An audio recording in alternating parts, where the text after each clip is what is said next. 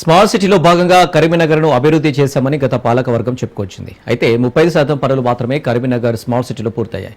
ఇంకా పూర్తి కావాల్సిన పనులు చాలా పెండింగ్లో ఉన్నాయి. స్మార్ట్ సిటీ కోసం కేటాయించిన నిధులు దారి మళ్లాయి.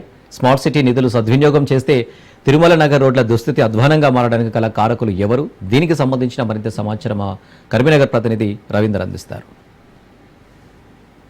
కరీంనగర్ స్మార్ట్ సిటీ రంగంలో అభివృద్ధి చెందుతున్నాయి. ఇప్పటివరకే నాయకులు చెప్తున్నారు. ప్రతి ఒక్క ఏరియాను సుందరమయంగా మారుస్తున్నాం. నగర అభివృద్ధిలో భాగంగా ప్రతి ఒక్క ఏరియా అభివృద్ధిమయంలో చూస్తే తలకు మెరిసిపోతుందనే కోణంలో కూడా నాయకులు చెప్తున్న పరిస్థితుల నేపథ్యంలో ప్రస్తుతానికి మనం కరీంనగర్ హెడ్ క్వార్టర్ లోని తిరుమల నగర్ లో ఉన్నాము. తిరుమల నగర్ నుంచి వెళ్ళి అక్కడ మెయిన్ నుంచి వెళ్ళి చూసుకుంటే ఈ ప్రాంతం అంతా కూడా ఒక వర్షపు చినుకు పడ్డాదంటే మొత్తం కూడా చిత్తడయ్యే పరిస్థితులు అయితే కనబడుతున్నాయని చెప్పొచ్చు. మెయిన్ గా ఈ పెద్దది మోరు, ఇది గటేరు, ఇది ఇక్కడ నుంచి వెళ్ళి అక్కడ పెద్ద మోరులో కలవాల్సింది ఇటు డైవర్ట్ చేయడంతో కూడా ఈ ప్రాంతం అంతా వర్షం పడ్డాదంటే మొత్తం మురికిమయంగా మారుతుంది. ఇండ్లలోకి వాటర్ వచ్చి కూడా వీళ్ళు కాలనీ వాసులు ఇబ్బందికరంగా మారుతారు. ఆ ప్రస్తుతానికి ఇదంతా కూడా వాటర్ మయంగా మారిన పరిస్థితుల నేపథ్యంలో ఇక్కడ కాలనీ వాసులు ఉన్నారు. వాళ్ళని అర్థించుకునే ప్రయత్నం చేద్దాం. చెప్పండి అమ్మా, వాటర్ ఇటు విధంగా వస్తుంది కదా, ఎట్లా ఉంది మీకు ఇక్కడ ఈ కాలనీలో? ఇది 3 సంవత్సరాల 4 నెలలు అవుతుంది. మంచిగా ఉన్న రోడ్ను తవ్వి ఇడిచిపెట్టారు. గంగ్లా కమలాకర్ తోటి 2 సార్లు చెప్తే ఇక్కడ అపార్ట్మెంట్ కాడ మీటింగ్ అయింది.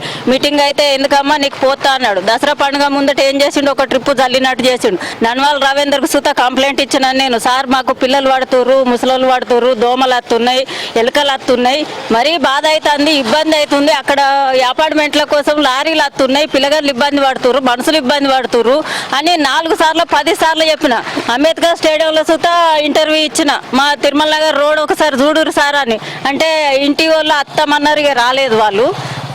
మీ వార్డు నంబర్ మీరు ఒక్కలే ఇస్తే ఎట్లా అని అంటే నేను పరశురామ లేసాయికి కానీ వీళ్ళకి కానీ వాళ్ళకి కానీ చెప్పిన. ఇక్కడ పిల్లలు పడతారు, మొక్కల నొప్పులు వస్తాయి, 4-5 పడ్డారు, దెబ్బలు తాకినాయి. సూత 3 సంవత్సరాలు 6 నెలలు అవుతుంది. ఎవరు వచ్చిన వాళ్ళు లేరు, చేసిన వాళ్ళు లేరు. ఓట్లకు అప్పుడే వస్తారు కానీ మనసులో ఇది ఉండదని ఒకటి మందు సుత కొట్టలేదు. మాకు దోమలకు విపరీతమైన దోమలు, దద్దులు, అనేకమైనట్టు దావకన్ల పాలవుతారు. పరిస్థితులు ఏ విధంగా ఉన్నాయి? మనం గతంలో కూడా చూసుకున్నాం. అక్కడ మోరి పక్క పొంటి కూడా ఒక ఇద్దరు అందులో గోడగూలి కూడా చనిపోయిన పరిస్థితులు కనబడ్డాయి.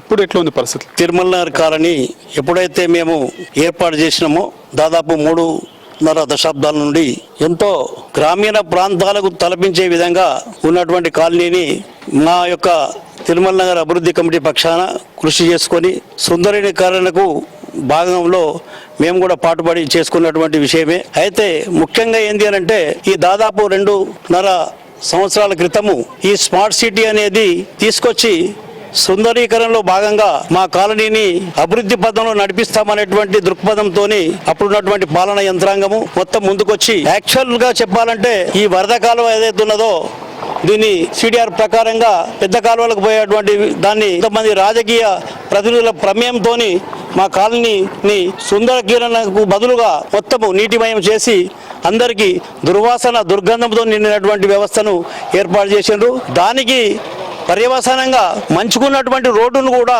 ఈ మోరీ కట్టిన తర్వాత మంచిగా నడుస్తున్నాము అనేటువంటి రోడ్డును కూడా ఎన్నికల ముందు అప్పుడున్నటువంటి మంత్రివర్యులు అప్పుడున్నటువంటి పాలనా యంత్రాంగం మొత్తం వచ్చి యుద్ధ ప్రాతిపదికన ఎస్సీ గారికి ఆదేశించి మొత్తం దీన్ని రాత్రికి రాత్రే తవ్వి ఇలా 2.5 సంవత్సరాల నుంచి నరక యాతన పడుతున్నాము. ఎట్లా ఉంది ఇప్పుడు? గన్నేల నుంచి ఉంటున్నారు కదా, ఒకవైపు స్మార్ట్ సిటీ అవుతుంది, దాంట్లో పనులు అవుతున్నాయి అంటున్నారు కదా, ఎట్లా ఉంది ఇక్కడ? ఇక్కడ పనులు ఏం జరగడం లేదు. ఎప్పుడైతే ఈ డ్రైనేజ్ తీసుకొచ్చి మెయిన్ డ్రైనేజ్ లో పోయి అక్కడ కలవాల్సిన డ్రైనేజ్ తీసుకొచ్చి ఇక్కడ కలిపారు, ఇందులో తీసుకొచ్చి కాలనీ తీసుకొచ్చిన తర్వాత కూడా ఉన్న రోడ్లను కూడా తవ్వేశారు. ఒక్క మనిషి కూడా నడిచే పరిస్థితి లేకుండా, ఒక ఆటో కూడా మన తిరుమల నగర్కి రావడం లేదు. పోతే అక్కడ ఒక వ్యక్తి కూడా చనిపోయాడు.